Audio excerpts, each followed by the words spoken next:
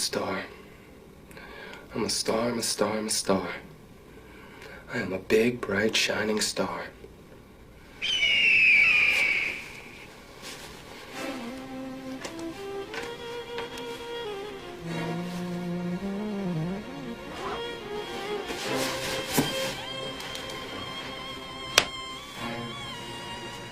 That's right. My hair and my beard is the only hair on my body. We didn't need to know that part. When I unzip my pants, you hear a fucking eagle, a bald eagle sing. You tried to rip yourself, and you somehow made it better. What does that even mean, though? So when you, that is the best quote of the night. When I unzip my pants, you hear a bald eagle sing. Welcome, everybody, to Popcorn and Pints. It's Saturday night at 9 p.m. And you might see a serious amount of people of color not here. And I want to say some are here. They're just not seen. And that's not by design. Well, I guess, but not our design. It's probably Johnny's important here. to point that out. Yeah. Well, yeah, no, of course, because Sturdy's not here and I'm going to fuck with him. Every step of the way, we are going to be talking about the San Francisco 49ers score while we do the show. We are going to punish this man, and we're going to talk about two amazing movies along the way. But I want to say thank you to the panel for being here this week, minus Sturdy, and that is, of course, the man James himself. Stories from a bar down there, Mr. White Chris, as we call him, or Caucasian Chris, Puerto Rican Chris right here, and then Johnny's calling in. Johnny's calling in. Johnny, what's going on? That's perfect. He's not here anymore. And I didn't see him go until just now. Well, gentlemen, we're here. Mick presents Popcorn and Pints. That's not fair. Mick got stuck with a Popcorn and Pints that was severely handicapped at like 3:30 p.m. So it's not my fault. So I'm taking it over for tonight with all of you guys, and this is our first week of Nolan. Yep. Nolan. It is. Wait, so we had movies to watch? Oh, no. I know you watched them. Listen, and to celebrate that, because we got fancy with Nolan movies, I went with some wine because I'm out of beer. That's perfect. Because I drank all 7 of my beers before I opened this bottle of wine. So. Well, at least you're here. Yep. Go for listen, wine is just as good, right? Hell yeah. You have any whiskey? It's quicker. No, I don't drink liquor. Liquor is quicker, man. Exactly. Take it down real quick. Well, anyway, it's Saturday. We're doing first week. Was it Happy New Year 2026? Yeah, Happy Kwanzaa. Any big things? Is it Kwanzaa now? No. God damn it. This is why I don't like. This is why on Saturday nights I like coasting. I like being down at the bottom. But God's birthday is this month. That's what? There's just too much information being thrown my way, and I don't know what's actually happening. It's God's birthday. It's my birthday. Oh, it's God. Yeah, that's next week. We're doing your picks. That's gonna be fun. And but this week we are doing Johnny's picks, and he chose the Nolan movies. Every Nolan movie we'll be watching throughout the year. You know what? To be fair, Kwanzaa ended January 1st, so a mere 2 days ago. Yeah. We were not. Kwanzaa. So happy belated Kwanzaa, gentlemen. And we're back after a break too, which is fun. Nice Christmas. Everybody have a good Christmas. Makes Popcorn and Pints presented by Shenanigans. Now on Uber Eats. Make sure you get your wings. What'd you guys get? Any good goodies for this year? Half price fish on Fridays. Fish on. Oh man, you busted my balls while I'm on this seat. You better be doing this to Sturdy next week. This is just, we need wine, Chris, more. I haven't even started yet. What are you drinking over there? Oh, a good old fashioned American Pepsi. Good pure sugar. Straight from Venezuela. From outside the country, I guess. Well, I guess it's American made if it's in Venezuela now. I'm still working on my Sam Adams winter lager. I figured before they'd figure out a new band for this or just send them back. I No, we'll just take over the country. Oil Yeah. and Pepsi. That's what. Yeah, they're that's after. Yours now. I'm drinking my lemonade in my Monster Squad cup. So Nice. have at it. Well, two movies we're talking about tonight is Christopher Nolan. Two of Christopher Nolan's earlier films. It's Memento from 2000 and Insomnia from 2002. Both, in my opinion, early brilliant films from an amazing director that we love, and we can't wait to see The Odyssey this year. And we're going to change things up in 2026. I'll let Sturdy talk about that on the next show, though.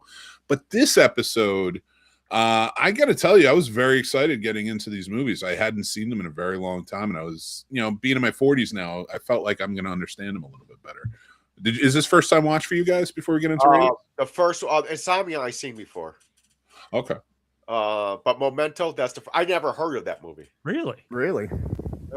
It was kind of the other way around for me. Memento I had seen before. Insomnia, I don't know if I had heard of it, but I know I hadn't seen it. Mhm. But growing up in the time of Robin Williams, Mhm.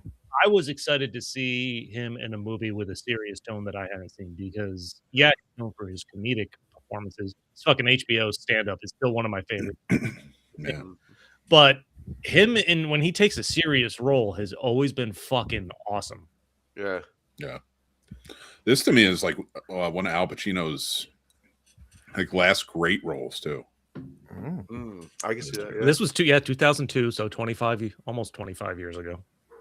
Weirdly enough, there's another Al Pacino movie that came out in 2002 that I want to see, and I was doing research on this movie and I saw it. It was that Simone movie where he makes an AI actress and gets in trouble from the industry for making this actress who's fake.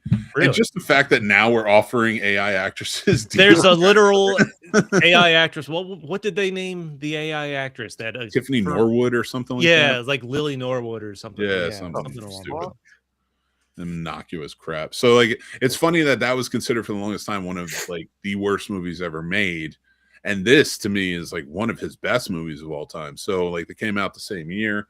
Robin Williams, of course, was famous in Insomnia for playing the bad guy, like you said, and it was his first real time where he had played dark portrayals before, but this is his first time playing a real killer bad guy. Yeah. And of course he went on to 1 Hour Photo and a few others, and he did a great job. But Memento, though, I'm with you guys. I've always heard about this movie. It's from 2000, like I said, guys. And this is one that was just really famous because of the storytelling that goes into it, which we'll get into. But do we want to do ratings before we get started? Yeah, we can do that. Yeah. All right. James, what you got for ratings? Okay, so it's a good movie. It's not my cup of tea. I'm going to give it a 6.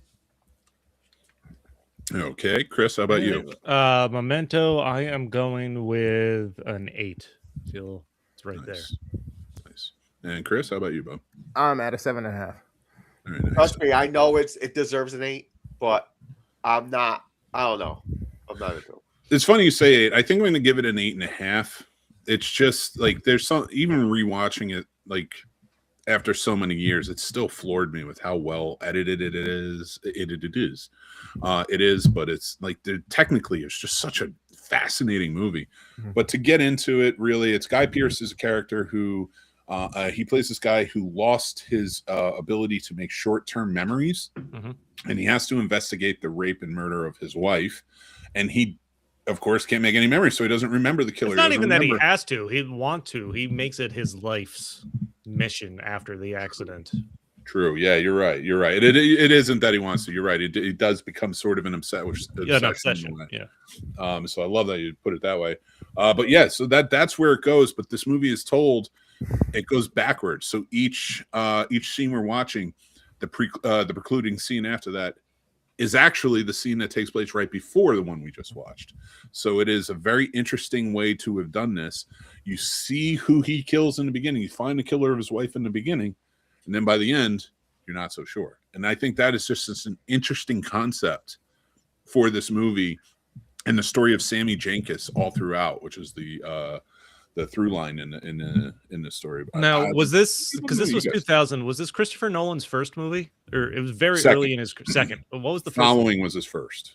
Okay, I definitely at the time I had not seen a movie like this, and that's why it's stuck in my brain. I didn't and I didn't see it when it came out in theaters. I think I had a friend that recommended it at the time, and I ended up renting it or something like that. And it has literally been a movie I've never forgotten about since then.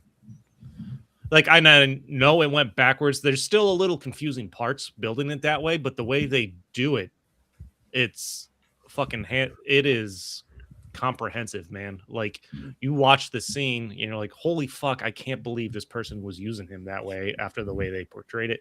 And you go back and see how they basically built their plan and how it played out better than I think as if it was going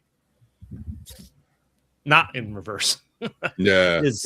My thing with that, though, I didn't understand what was going on in the beginning when that was happening until later on. I was like, oh, the reason is because I thought something was wrong with the movie. It's playing, so it shows a scene.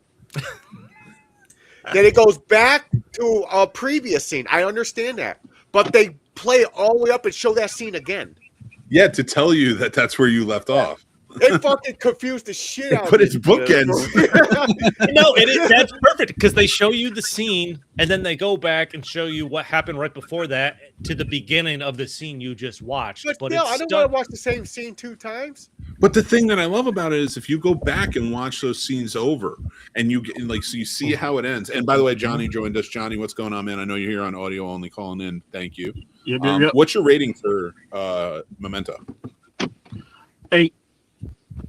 8, yeah, right up there with us. So I want to hear what Johnny has to say about the movie too, because he picked these. But I just want to add to this point. Like, the beautiful thing about it is when you get to the scene and you're at the point where you started in the last scene, there's something that leads in that you didn't expect when he gets to that scene, which I really like. Like, at least they're still leaving you with a little mystery. Like when he's in the bathroom. And he wakes up and I don't feel drunk. And then he goes to take a shower and he's like in his room and such. But then you get to the next scene, you find out like he's waiting for somebody and then he passes out. Like, I feel like those little nuances are beautiful in this. The one that sticks out to me is the one where the girl comes in with a bloody lip and bruise. Yeah.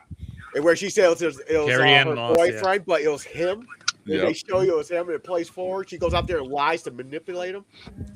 And which tells you about the character too. Is this an angry character? Is he capable of hurting people? Yeah. And he doesn't know. And I think for me, what threads all the scenes together is him looking at his Polaroids and the notes that he writes. Like, what caused him to write that note? Or tattoos it. Even some of the tattoos, But even the tattoo, even the beauty between that, like you said, when he crosses out one and then he can't remember, that's got to be something like, what does this mean? Why did I write this down? Why did I cross this out? You know, how does this play out? But then if you go to the tattoos, they have to be tattooed. He realizes those are solidified clues that are going to be there every time. Subconsciously, that plays out really well. Yeah. Well, Johnny, how about you, man? What do you feel about these movies and especially Memento? And why'd you pick these? I just picked these because I just felt like they were timely. Christopher Nolan's debut film to a wider audience was very engaging and interesting. It brought the neo-noir back. I'm a big fan of noir. When I first discovered, actually funny story, when I first discovered this film, it was actually from a Derek comedy skit, the old troupe that Donald Glover is in. And Donald Glover was basically playing the Guy Pearce role, and he was blowing a dude in the sketch. He didn't know why he was blowing the dude, and then no one ever does. Away in the hallway, and he's like, "I didn't kill your wife," and he had like the tattoos like Memento, and honestly, because I never seen Memento, I never really engaged with it. So honestly, I thought like, oh, hey, hold on, does he blow a guy in Memento? Why are they doing this? What's the reference? And so out of sick curiosity, I discovered this movie, and I ended up really enjoying this movie. I like the neo-noir aspect. I like the unreliable narrator aspect. Kind of reminds me of Rashomon. And all in all, I just think it was a fantastic start to a fantastic career by a master auteur at his craft. Love it. Great movie. Yeah, I had such a good time with this one. Chris, what about you, man? What did you think about this one? You watched this one today? Yeah. Nolan's a good producer. He's smart. He does great things with the way he shoots things, edits things to give you the feel of different things, and you can see that even in newer movies like Inception and stuff like that. You can kind of see, I think, little throwbacks in his style because Inception plays in the roles of the mind and dreams, and there's the deception, and there's the reality that's like what's real. They're trying to prove. Where this one, he creates that, hey, what's real, what's not, and with the whole sense of the reminders of the tattoos and the roles that's happening. And then I think it kind of plays another like little deeper thing into it with like when things like that are happening and you really don't know what's real and you're trying to use even your own memory to recall. By the time you get to the point of recalling, did you actually recall everything truly? Is it actually what you recall, or was there little nuances or other details that you may have missed in the recollection that caused the situation? You know what I mean? No. I think it's a great little thing for you to have your brain going the whole time. I love kind of twists and turns. I think one of the aspects of this movie I really enjoyed is because it's starting at the end, you're used to seeing these characters in a certain way. That even little things that built up to that you're not aware of. For instance, what stands out to me is by the time you get to the end of the movie where he kills the guy in the abandoned warehouse, like that's where he got the fucking suit and car. I'm so used to seeing him wearing the suit and car this entire movie. I'm like, oh fuck, even up to the end. They're still throwing in little things like that built the character that I've been watching. Yeah. And it was just done so well. Oh, the mystery and the suspense to it are fantastic. I mean, building up to everything too, because like when it's funny because like he takes the guy's car, takes the guy's suit, and then when he meets Carrie-Anne Moss's character, she dips down and goes say hi. And she goes, "Oh, I thought you were somebody else." But like you see her look like real like suspect, and you get it. And by the time you get to that beginning, when you see, I think his name is Jimmy, the guy who he's meeting up with and ends up killing. You're at a loss. You're like, what? Who's the killer? What happened? And like to ask that much and to find out like it didn't matter. He's just been doing this for years, probably. They literally already got the killer. Like you still get to the point at the end of the movie that tells you, the killer's dead. You got him. Yeah. But this is the story. This is the story and what happens to a character after they achieve what they wanted to achieve in a way I've never seen before. And they fool you twice because not only with that knowledge of learning that they got the killer before it's done, this is just something that he helps him kind of keep like reliving until now he's screwed, I guess. But what do you call it? The Sammy Jenkins reveal too. Yeah. Telling that story. Off too. I was like, I even said that to my wife. I was like, what's the chances that he has the same disease as that dude? Yeah. But then to find out that it was his wife and he killed her. Yeah. I was like, the fuck? Yep. That's so crazy. Like it floors you because like this whole time just to know that there is no actual mystery. Like there is no one came in to murder her. Yep. That just hits you. Honestly, it's like a gut punch. And I love that about this movie. Yeah, that's wild.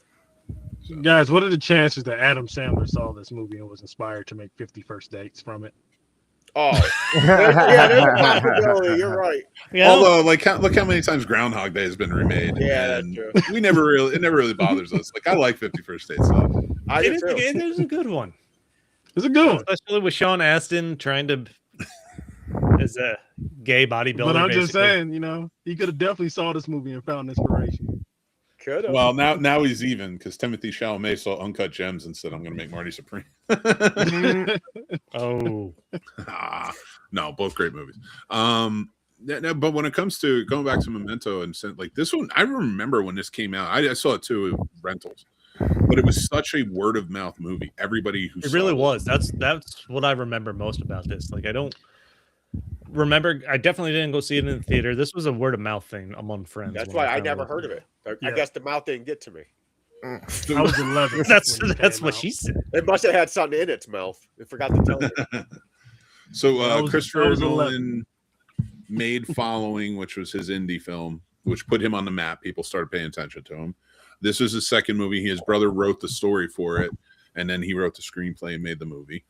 And then his third movie was the next movie we're going to talk about, Insomnia.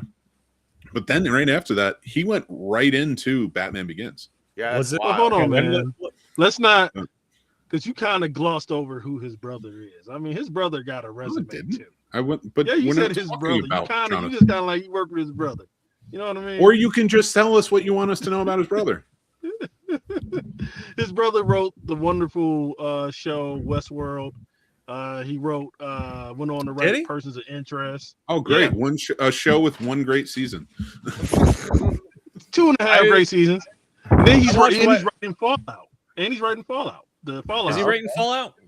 Yeah. Okay. No, He's I doing was a better in, job I was than in the a actual person of filmmakers. interest. And Listen, he wrote Jonathan Dark Knight. Nolan is a very So, talented filmmaker. Yeah, yeah. I was more focused on Chris. You would treat him like he was Donnie Wahlberg. No, I wasn't. He just wasn't the subject of what we were talking about at the moment. Camera You can- treat him like he was Donnie Wahlberg. So, we still sticking with our ratings on this I one? don't know what's going on with I'm Puerto Rican changing Chris's mine. camera. My camera You're keeps right, falling. this movie is really good. Give Trying it to a get it to 7.5. stabilize. Change mine to Oh, 7.5. I'm worried we about can- you, Chris. We convinced James to up his rating. I don't have the there you go. spins. I don't 7.5. have the spins. I'm good. Fall. No, I thought what somebody is- was breaking in there, dog. I was No, scared. hold on.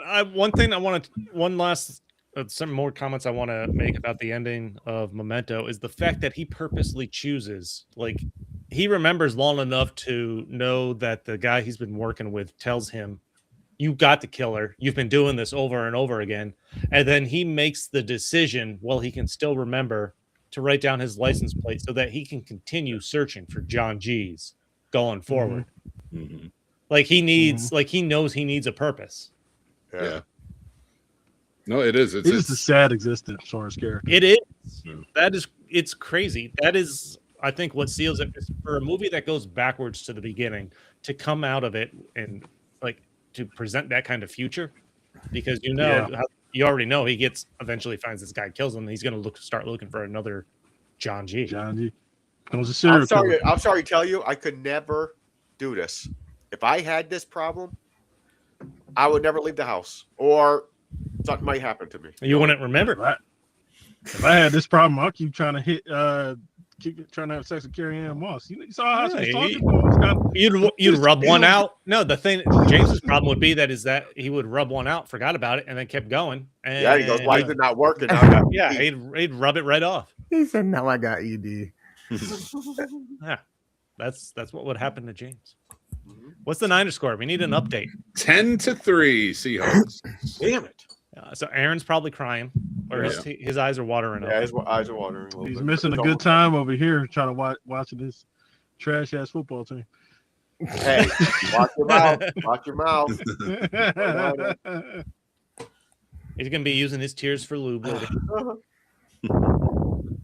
Well, we speaking of Christopher Nolan and his movies, we are going on to the next film, which is actually a remake of a Swedish film by the same name, Insomnia, starring Stellan Skarsgård. I was surprised to see that. Yeah, and the I did not know Pacino. that. I thought it was as well. Mads Mikkelsen. Yeah, It was that. Stellan who was in that one.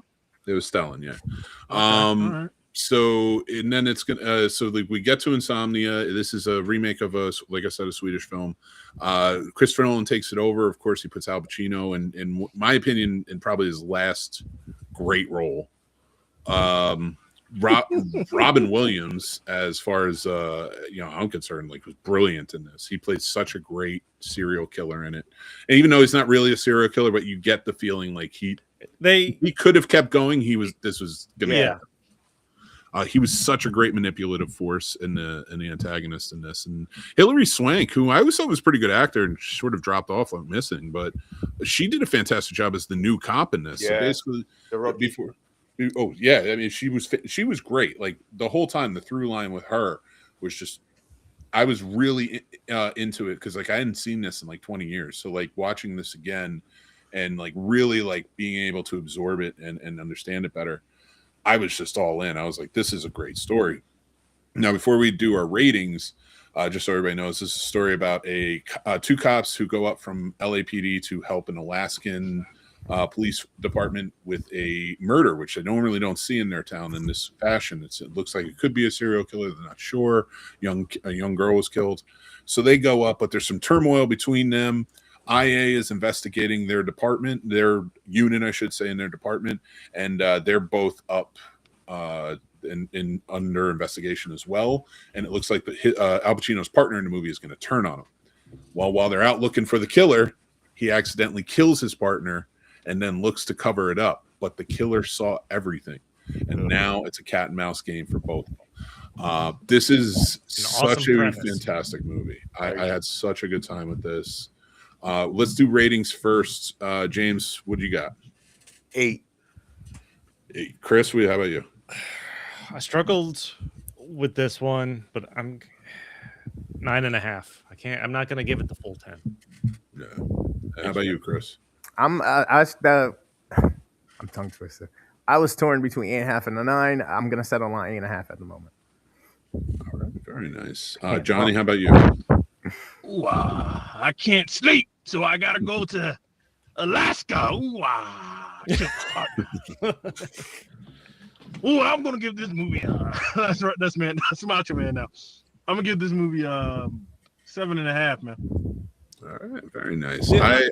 I actually I see completely why he got Batman with this and everything else he's been doing since. So I give this one a 9. It might go up by the end of this review, though. I would have liked to have, because they don't introduce Robin Williams' character until an hour into the movie. Yeah. I would have liked to have seen a little more dramatic back and forth between him and Al Pacino, because Pacino pretty much hops right on board with trying to help him out once he finds out. He's calling him shot his partner. And like I mentioned before we went on air, Robin Williams, or maybe I mentioned this after we went on air, like he's awesome comedian. People like his stand-up HBO is still one of my favorite stand-up specials I've ever seen. But to see him in a dramatic role, he fucking has nailed them, man. Mm-hmm. He's just an awesome actor all around. Like people remember him for the funny, and that's great. That's what he loved to do. He'd like to bring joy to people, but he was a fucking talented actor. Mm-hmm. Yeah. And to piggyback off of that, this was like a phenomenal Williams performance. I think this is right around the time of 1 Hour Photo, which is like he got 1 Hour Photo based on this. Okay. So I think that Williams does turn in an amazing performance. I think that this is one of Al Pacino's great performances. Not his last one. His last one is in my Punisher movie I still got to talk about. But this is definitely one of Pacino's best movies. I think the only reason why I would rate this low is that, like, for me, and this is my opinion, I just don't find the movie that memorable. Okay. There's a lot of moments where, like, I was like kind of caught off guard because, like, I really didn't remember the plot till I watched it, and all I could remember was like, a girl was under some logs and Al Pacino was running over the logs for the longest time. So I forgot about how awesome Robin Williams was in this movie and how awesome Pacino was. And I really wish these guys did a lot more movies together. Unfortunately, with the way things turned out, that never happened again. But I really just left this movie really just admiring the performances more than like the plot or certain scene selections or the musical cues. I can tell you, I think that this shows that Nolan is actually really good with actors. I will tell you that. I would agree. He gets a bad rap for not being particularly good with actors and focused like more on his mystery, but I really think that he got some good performers out of this in this movie. He absolutely did. I admit I'm also kind of a sucker for these murder mystery crime thriller movies myself. Yeah. So when you have the combination of great actors like Pacino and Robin Williams and Christopher Nolan directing and writing, I'm like, and honestly, I've never been a huge Hilary Swank fan, but her character played the perfect supporting part in this. Yeah. Yeah. Oh, speaking of that character, Al Pacino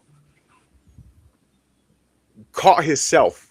He taught her while he got there all these little things, and she followed along what he was saying, and she found out he fucking was. You're right, because she was going to just put in that report, call it a day, and he's playing mind games with himself. I'm like, he wants to get caught. I felt like he tells her, "Did you double check everything? Are you sure you're putting your name on this?" Yeah. This is the real conclusion to his character from Heat. This is When his he- real conclusion from Heat. When he finally tells the story to Maura Tierney's character when he's in the hotel room about Dodd, because you hear about Dodd earlier when he's talking to his partner about what if he gets out, you know, Yeah. like if I go up, Like he's the everyone biggest gets out. piece of shit he's put away. But that's the only time he allowed himself to be above the law. It's the only time he says it. He's like, what about that? Like, that's the one. That is the one time I did this. And I feel it's warranted. So the entire time, his desperation is to keep that guy in prison. Yeah. He thinks that guy is the worst of the worst, even worse than what's happened here. And like, it's such a beautiful thing when he realizes throughout it all, his guilt is there. Like, it's just draining him. He's not, you know, like, he's a great cop. He's figuring it out, but at the same time, he's not. You know, like there's so much riding against him. By the time you get to that end and he tells that story and he's so desperate, but he realizes, like, I just got to let this go. Like, I can't do this. I did it once. It's a free slope. I don't know what still the justify the means, rather. Yeah, and I don't know what the right word is, because the insomnia from just the sun never setting and compounded with the guilt he's feeling and the lack of sleep, like they slowly draw that out of him in a beautiful way. Yeah. Yeah. Oh, well, and the beauty of this too is it's not really a neo noir. I know it's compared to, like I would definitely say Memento is. It's not really a neo noir. This is shot like a film noir, but there is no darkness. Yeah. There's shadows, the beautiful shadow play in this. It's got a great cinematography, but the fact that a film noir is built on that, is built on shadows, is built on night. And the fact that this has no nighttime whatsoever in it, I fucking like. That's just genius. This made me want. I looked up Alaska and the towns where they are. Like, I kind of want to go to Alaska and sightsee now. Now, Mick, would you say like this is like a? Would you say like this is like a hard-boiled detective genre? Oh, film noir, yeah. Oh, is this a I'm saying hard-boiled? hard-boiled, not like noir, since there is no night, and you're right, there's no shadows in this movie. No, but it This is still considered like a has the hard-boiled. beats of a film noir. It just doesn't have the starkness. Okay. The writing has the beats of a film noir. Yeah. What So about is it- What about the details he goes through to even try to cover up his crime, to the point where Robin Williams drops his gun on purpose. He takes it, and then he realizes they're going to do a ballistics test, to the point where he goes out, shoots the dead dog, digs the bullet out, brings it back. Like, he goes through a lot. And it's not even shit you would think about as a casual watcher. And it's so impressive. Yeah. And how about that when she finds the real shell casing? Yeah. And only because she did the work. She triangulated where he actually would have been. Yeah.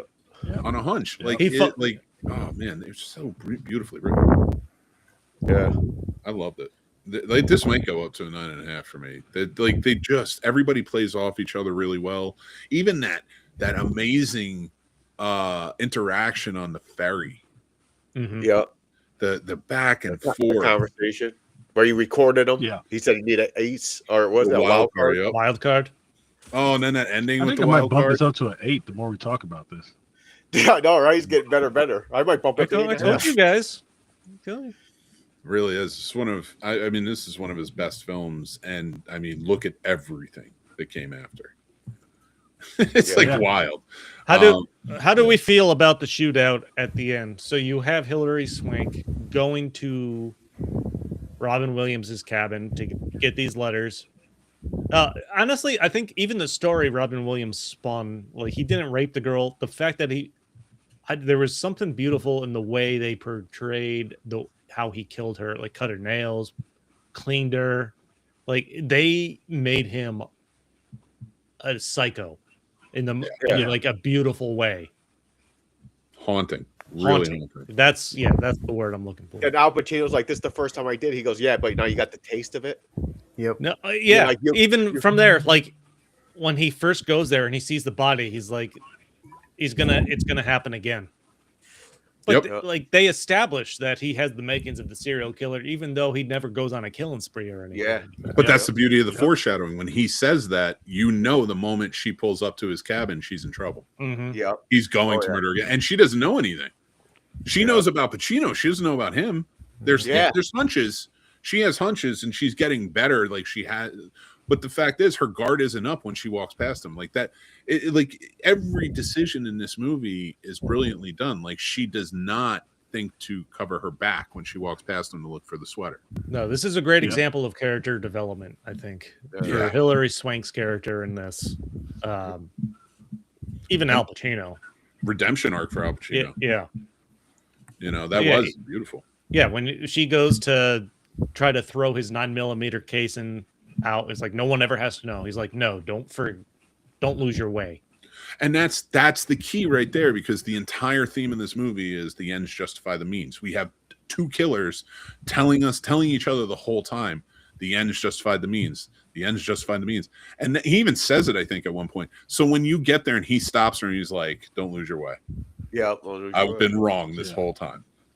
And he finally gets to sleep. Like, God, that is just great filmmaking. Still shows you Forever some rhythm, thematically, Might have to give this 9.5. It's a beautiful movie, man. It really is. I'm bringing it just doesn't stick to me like Nolan's later work does. So that's why I have a hard time. All right, what's your favorite Nolan movie? I know we're going to watch more throughout the year, but currently, what's your favorite Nolan movie, Johnny? My current favorite one? Yeah. Dark Knight. Okay. All right, out of everybody, let's go around the horn. Out of the ones you've seen, you may not have seen everything, but Dark Knight. It's tough between Dark Knight, Insomnia, and the first Batman Begins. I really like. nice. Did he do Ninja Turtles? Did he what? Did he do What? the Ninja Turtles movie? Yes, he did. Did he? Yep. Yep. Nolan's That was Michael Bay. That will never. that was Michael Bay. That will never not Thank be you. something I tell you, though. Thank you, Chris. The Christopher Nolan I don't know. Ninja Turtles movie, by the way. So I didn't see. What about honestly, if he did Ninja Turtles? Would it be good? Yeah.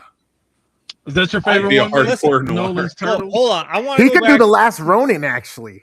I'll He tell could you do the Last Ronin, story. yeah. He could. I want to go back to a conversation we had where we were talking about James Bond. I don't know if it was on while we were doing a podcast or hanging out before. We were discussing after Amazon got the rights, who would they want to bring in to direct James Bond? I said I bet they're going to go after Christopher Nolan. Yeah. People thought it was I know Mick thought it was a great idea, and this was before there was any news that broke. They fucking went after Christopher Nolan, and he. That's cool. And not only that, like the only reason they didn't give it to him is because he wanted Final Cut. Yeah. Because he always wants Final Cut. And I don't blame him. Look what he produces. Yeah.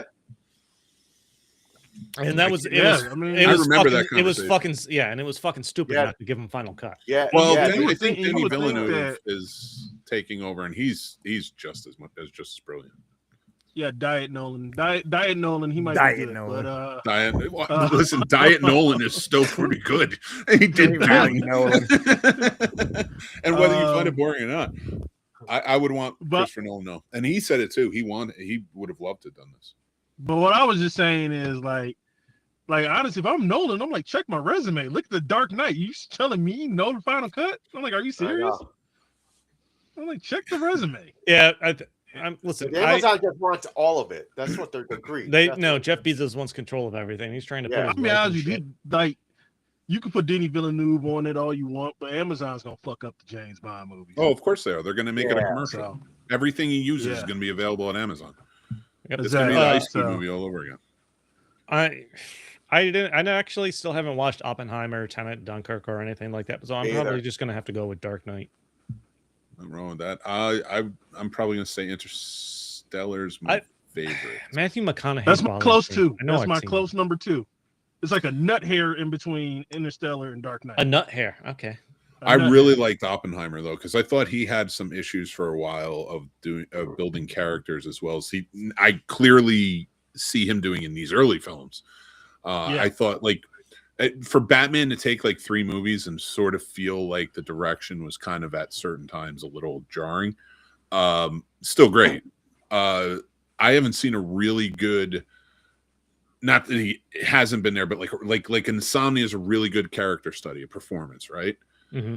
Yeah. The Prestige was as well. But since then, I think my next favorite out of all of that is Oppenheimer. Because everything else since then has been, it seemed more technical side of things than it was performance-based. I want to say I've seen The Prestige, but I just don't remember. That's why I I don't mentioned about remember. It sounds performances familiar. earlier, Mick. That's why I mentioned performances earlier, because after this, it seemed like he just started getting into tech. I think in my opinion, Oppenheimer is the next movie where he like focuses in on performance. Like I think honestly, Dark Knight's my favorite, but Oppenheimer is the best performed movie I think that he did out of his entire oeuvre, just from performances from actors. Well, okay, so when you're doing a superhero, the thing about that, I think, I'm drunk. But the thing about that, I didn't realize this is 7 beers deep, half a bottle of wine. You're doing a superhero movie, that's more about the action. You're doing something like Oppenheimer that you're trying to make entertaining. This is literally all story until a bomb explodes. Yeah. You need to write that well. Mm-hmm. And the funny thing is, the bomb in it isn't that interesting of a scene. I literally It is, was saying with my mic off, we all agree it was lackluster, right? Well, it's So a yeah, brilliant. bomb, yeah. It's a brilliant scene. The way it's cut, the way just the editing, the sound, everything in it is fantastic. But the problem is, we don't really see anything. And I understand that was like what he was going for. Like he was like, it's not about the explosion, it's about the bomb. And I was purposely about the story building up to it. I was like, I get that, but that year you had these, like Godzilla -1 had a better explosion than you. Oh Like, yeah, and you're Oppenheimer. Like, what is this? You know, Mick, are you siding with James Cameron then? Agreed. that it's boring? No, I love that movie. I think I refuse to but watch any yes, of the God Avatar knows movies. yeah, me too. James Cameron talked mad shit about Oppenheimer. I don't think he likes Nolan. James Cameron doesn't like anybody that can make more money than him. Yeah, that's true. Like, because Cameron can only make technically pretty movies. Mm-hmm. He can't make character studies. No. I thought Terminator 2 was an excellent character study. We're getting closer and closer to that being a reality. Yeah. That's true. Now I wish Simone would be a fucking reality. Oh, I man. know why you cry. Now we're going to be continuing Nolan all throughout the year, and this could lead up to the Odyssey. This is going to be a fun one. We talked about like favorites, and I know for me, I've seen all of his movies, so I'm very excited to rewatch and kind of like this and Memento, kind of like, oh man, I haven't seen that in years. Like refresh on it and such. Are there any movies you're looking forward to refreshing during this journey? Actually, because I can't remember, but I swear I did. I'm looking forward to Prestige. You guys still hear me? Yes, sir. Yeah, I don't know. Like I said, I have camera issues, so I don't know what the fuck's going on. But yeah, I'm here still. Hey, join me, brother. Hey, look, we got camera problems. Join me. I love it. And I am very much looking forward to the Odyssey. You know what? Well, yeah, I like the story of the Odyssey. Period. Like I always Odyssey's my favorite. Multiple versions of it. Odyssey and Troy are my favorite Greek poems. Nice. The Iliad, sorry, and Odyssey. No, I know you meant. So I really can't fucking wait for the Odyssey. As far as ones I like to revisit, it's a movie that you dislike, Mick. Tenet. I just tissed and I hate tisking. I don't hate Tenet. I do like that to me. All right.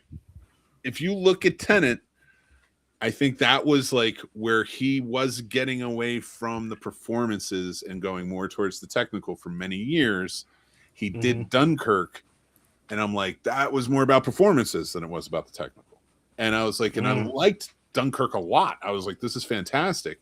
He's going back in that direction. Then he went a hard right into Tenet, where it was like all technical, and then you just had some really good actors to pull off all that gibberish you're spewing. But then Oppenheimer brought it right back around. So I'm hoping the Odyssey is going to be really about performances. It is a little scary that Odysseus is being played by Matt Damon. My love, but you know what though? What I really like is that Nolan is letting actors use their natural accent, and they're not putting on that fake British accent playing Greek characters. Yeah, you just got to be smart about it at this point. It's just like, listen, it's Matt Damon. I don't disagree. There's a way to do that. As long as the story's well written and well acted, I think people can look past the accent. I'd rather have a well written, well acted story than trying to listen to somebody put on a bad fucking accent. That would take me completely out of what's happening. Yeah, exactly. You just need to be stoic. That's it. Just speak stoically. Yeah. Listen, unless you were there watching the actual fucking thing, you're not going to get a 100% representation of anything. I fucked up. And my fucking thing Five is of us like, were just on the beach when they were attacking Troy, and it was just like, man, this really is different. And my thing is like, we seen Matt Damon. Their helmet's slightly off.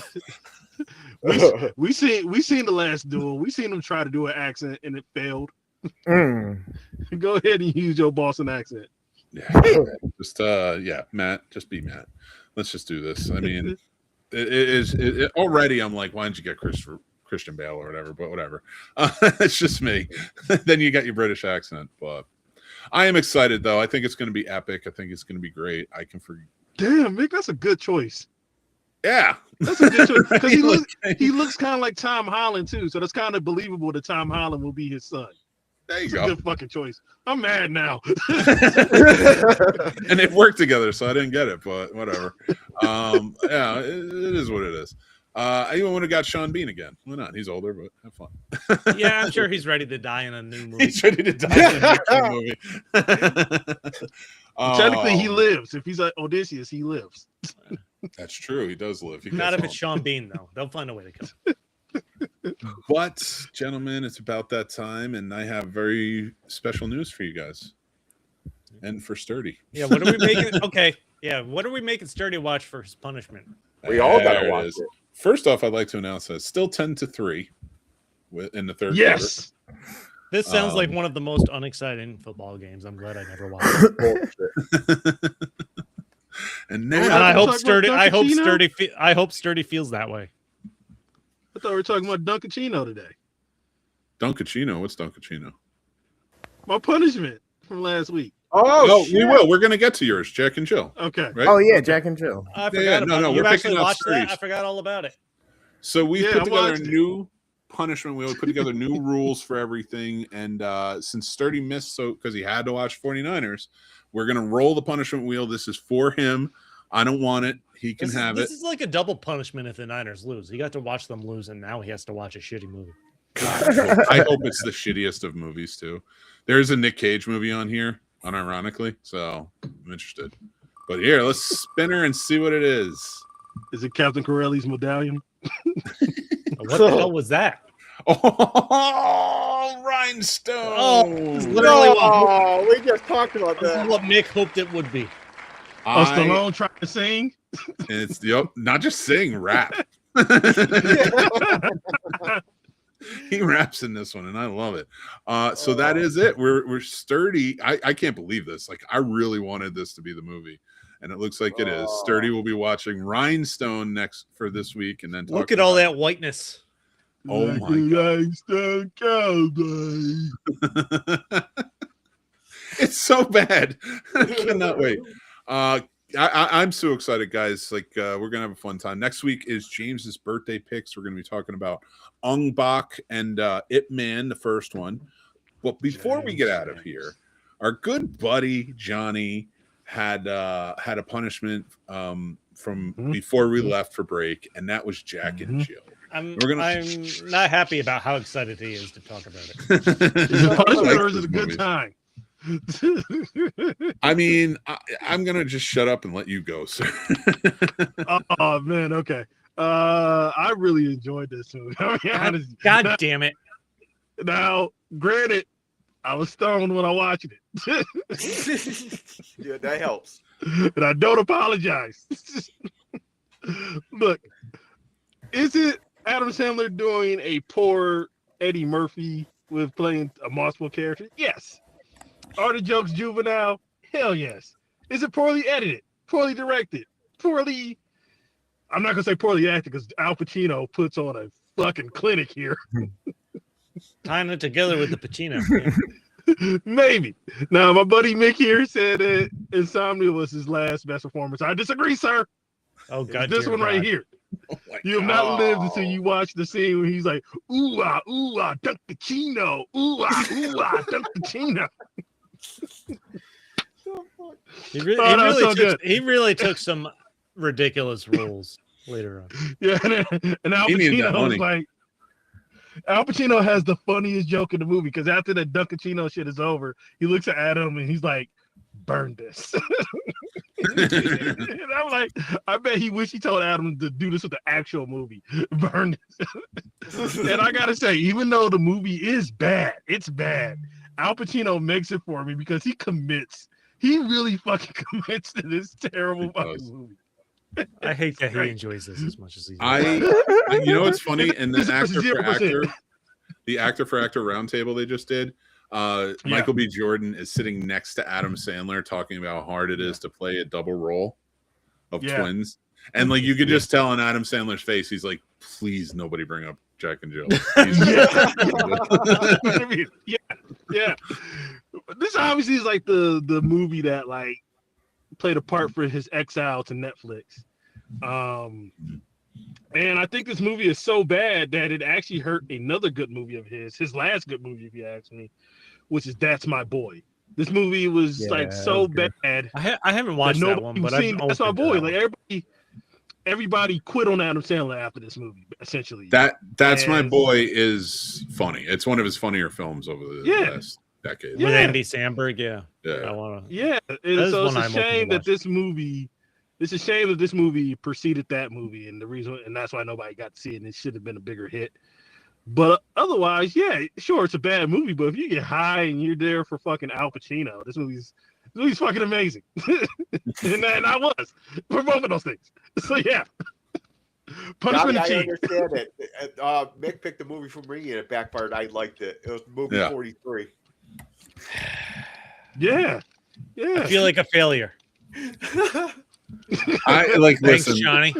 As soon as we gave it to him, Son and he of a was like, bitch. "Oh, I like this movie. Why is it out there?" I'm like, "Yeah, we need to redo the wheel." Yeah, you gotta redo the wheel. Yeah, So we did. because it has to me the Dunkachino bit is enough for it to be kind of redeemable for me.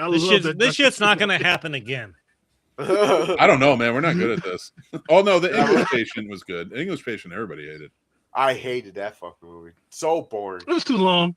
What pisses me off is we pick out shit like this and you end up liking it. I pick out the English Patient or Tree of Life and everybody's like, this is too bullshit. This can't be on the fucking thing. And it's like, this is the shit you hate. But to be fair, Tree of Life and English Patient. Hold on. I'm going to leave and hop back in and see if it fixes my camera because I want people to see my disgust at Johnny and how much he enjoyed this. It didn't Dunkachino. So The Dunkachino. Oh, really? Seriously? Like it was just something that I knew you were gonna love, and it was driving me crazy. Listen, I have been an Adams fan, Sandler's fan. I seen Jack and Jill back in the day. I laughed at parts. I only seen it once, but like I said, I like Adams. I like that goofy comedy, like Waterboy, Billy Madison. I mean, comedy. But the thing is, well, it's Sandler. It's like slapstick comedy in a way. I don't know. But the movie, but the reason why the movie fails though, because it fails because it's a Sandler movie and you're supposed to laugh at Sandler. But if you walk away and you say the funniest thing is Pacino, you kind of fail. Change your mic. Change your mic, Chris. Oh, and you're angry. Adam Sandler did some serious movies too. Didn't he do Punch Drunk Love? Wasn't that more like a serious? Oh, Adam Sandler's one of the best dramatic actors we got. But his comedies are hit and miss with everybody, though. Yeah. I don't know if I agree to that. I don't know if I agree to these. No, but the comedy, because you need to watch Uncut Jim 12 times. It's the same goofiness, all the characters. Same style of comedy. It's not like But some Like- reason I could put it on and go, cool. Adam Sandler movie. I'm gonna say I something used- crazy. I I'm gonna used say to have something a crazy. CD that for his CD that came out with Hanukkah on it. I was gonna say, when was the last time you car. guys seen the Christmas movie? Piece of shit car. Crazy. That Hey, the Crazy animated Nights? one. Long Hey, time Crazy ago. Night. I love that movie. About 10 years ago. Yeah, I But love I'm that. gonna say movie. something Watched it a crazy. couple years ago, 2 I years was gonna ago. say It held something up. crazy though. I was gonna say something crazy that I think that Mick might rage quit on us right now. But I think that Big Daddy, you saw seeds of his dramatic talent in Big Daddy. There was moments in Big Daddy that you're like, oh, this dude, he might have the goods. Like the moment when he was talking to his father. He was on at the the very rise, end. and then he had some bad movies that derailed it for a while. Yeah. He's I would put him up there with like a Robin Williams. Like he's a good dramatic actor. He's solid. He is a good dramatic actor. I don't know if I put him up there with Robin Williams. What was the first dramatic role that put Adam Sandler in the spotlight? Was it Punch Drunk Love? Punch Drunk Love. Probably, yeah. That was good, and then nobody talked about him as a dramatic actor again until what was the movie with Rain Over Me? What was the jewelry movie? Uncut Gems. Uncut Gems. That's Uncut Gems. But people talked about Funny People, which was Yeah, I love Funny People. They talked about Funny People was good. Yeah. You want to Rain know how Over much Me, of that- Funny People. Those are two solid choices. I would argue Spanglish was pretty good. Spanglish is another one. Yeah. Yeah. I would argue that anything. I enjoyed the Yeah, you would argue that, but he got no national attention until Uncut Gems, probably. That's fair. You can't really argue with that. But I don't know. listen, I was in an think Adam that- Sandler movie, and it was the best movie ever made. So Mick I think they- has been were in you in? everything, What has was- done what movie did everything, that and for he's you. been the I did best. that for you. You son of a He's been the bitch. best at everything he's ever done. Mick, what movie were you in? I've just touched the Adam? nerve. Tell with me where Chris. you in. Hold Every on. time I do that, I know it touched. Yeah, the nerve. and I'm getting near the end of my Like, bottle really? of wine. What Adam Not Sandler Sandler movie movie were were you you in? in, management. Mick? I can't help it. I was just so good. He was so good that Like, I don't Sandler remember made him the seeing it. Which star. one? I was a beer What? vendor at Yankee Stadium. You didn't see me. Peanuts, get your peanuts here. Yeah, no. So I love Adam Sandler though. In terms You of ever his see Overboard? dramatic roles, but what? I don't You think ever I see one of his ever. That was his movies, first Overboard? movie, and I don't think I ever. His first movie. That That made was me fun. die laughing back in the day. I laughed so fucking hard. Remember when he was on the Cosby Show? Oh yeah! Holy shit! I forgot Was about it? that. Yeah, he's Theo's friend. Listen, Yeah. I grew up on Sandler. Growing up in the '90s, I think you grew up on Sandler, and I'll always respect and appreciate him. Yeah. Yeah. But I Yeah, I can't mean, watch he's everything fine. he's been in. As an actor and making his movies, like I don't like I'd venture to say that like I don't love more than I do when it comes to his movies, but Mhm. like there's some now I just skip the murder dinner. I don't. Yeah, I have no Oh, interest in I those. love those Got rid of movies. The them, Murder like, I Mystery. don't But I'm thinking Wedding Singer, Happy Gilmore. Wedding love Singer's Wedding Singer. fucking phenomenal. I love. Yeah. Wedding Oh, Singer. it's so good. I didn't understand the Can't whole fucking everybody's kill fascination me. with it, and then That's I all watched it you a few think? more times years after it came out. And I For was like, me, oh wow. I like me, Hustle. Adam Hustle was good. Sandler. Adam Sandler was hitting all the way until You Don't Mess with the Zohan. I didn't really feel You Don't Mess with the Zohan. I didn't like mind movies. I mean, Zohan. because he just basically told us a huge lie that now we realize. Yeah. You were Listen, probably I on it laughed before all of us. That movie made me laugh too. Yeah, But you need to go back to I some like his Kramer. dramatic work more than his comedy work now, though. I can. Well, see that. I'd probably Okay. agree with you on that, Johnny. I think comedic actors make great dramatic actors because you're drawing from the same inspiration. You get comedy Yeah. from pain. And honestly, he was the only thing I really liked about Jay Kelly. I gotta watch that. How Yep. was it? It was all right. But I feel like they sidelined George him. Clooney's not the draw for me in something like that. I don't 'Cause give a he's shit just about playing George Clooney. That's it. I So- don't care about George Clooney. So, stories from a bar. So you telling me you wouldn't watch the Denzel comedy special? There's a Denzel comedy special? You're talking about how dramatic actors are better at drama. And I thought Dramatic you were going actors with are better at with- drama. I mean, that comedians are better at drama. I didn't I say thought they you were were gonna better go at with- drama. I said No. they can make good dramatic actors because you're I was drawing gonna say, comedy. I thought and- you were going with that dramatic actors couldn't do comedy, the inverse. No, And that's what I that was is gonna not at say. all what I said. You're not gonna watch Denzel live. at the garden. Did you not see Denzel's first movie? No, did Denzel want to do a stand-up comedy? Because I would be curious to see that. I will watch it. All right, I all will right. not. I'm going to tell you, I don't have high expectations, but I could be proven Right. wrong. Let me tell you. Yeah. I listen. I like All Sam. right, and I okay, think he does all some right. good work. Again, like his comedy.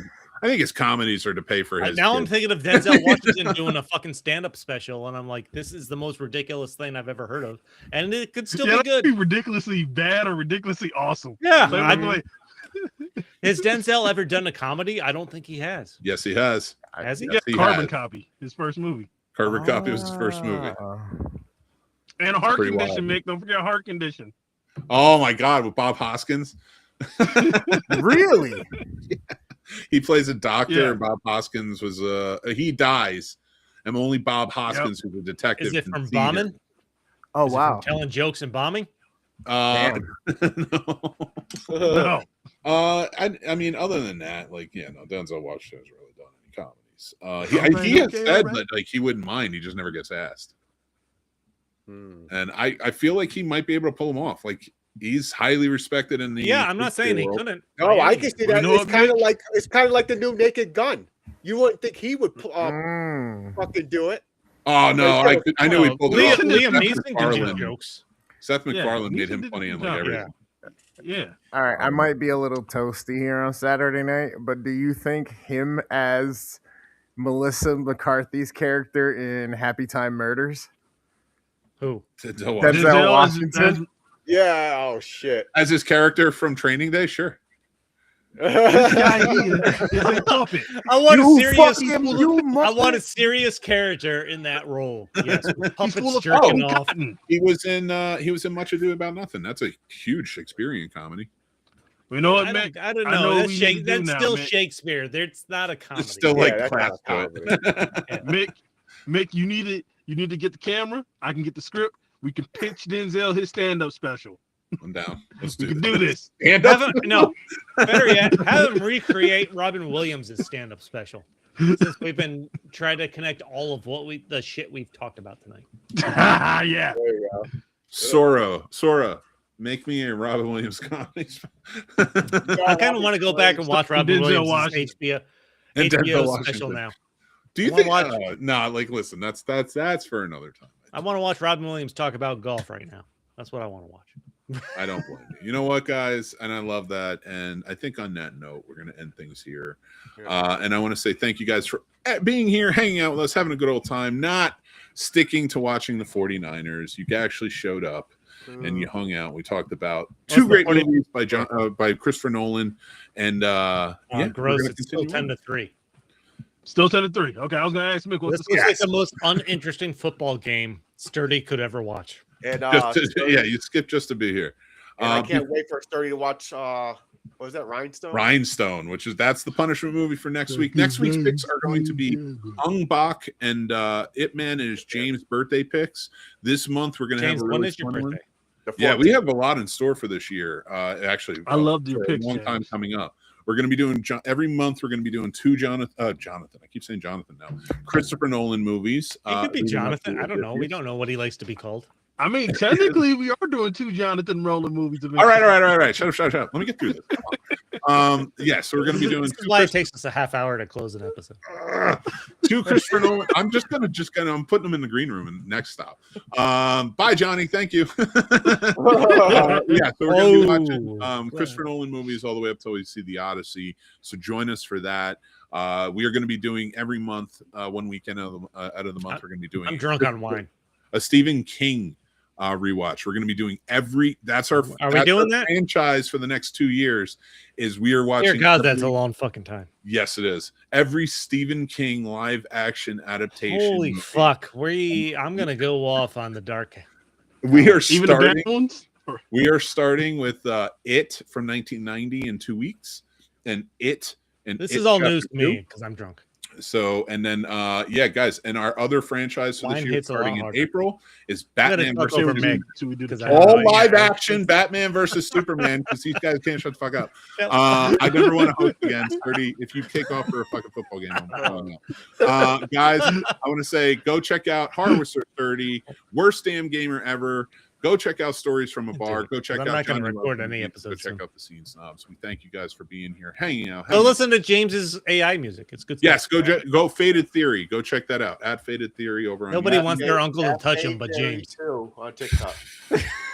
Get a dark. Why hole. I go triple platinum? Yeah. All right, guys. Until next time. James, remember- James's uncle touched him.